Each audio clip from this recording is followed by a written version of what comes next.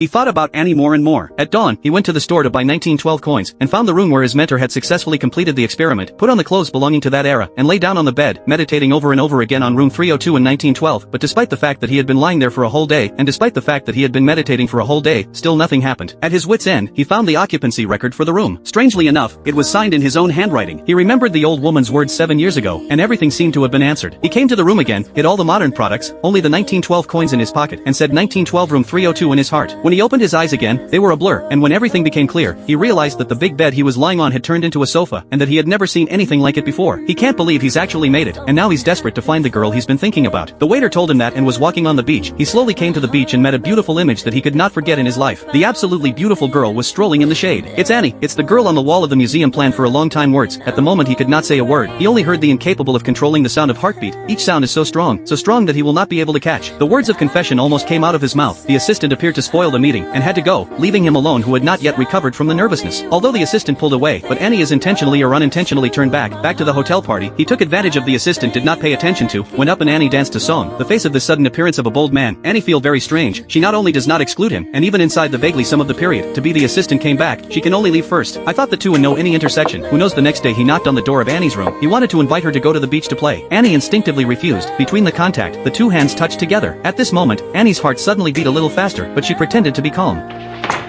1 o'clock. Outside the hotel. He was happy as a child when he got an accurate reply. Before long, the two had driven out, they bought snacks together, watched passers-by painting together, and also paddled a canoe together, enjoying the scenery in the vast and quiet sea. The wind on the sea seemed a bit chilly, but the two were warming up. Back in the room, the depth of the night is actually a catalyst for affection. Just when the two are ready to go further, the assistant appears again. The repeated interruptions make Annie angry, and despite the assistant's obstruction, she gives him a ticket to her own show.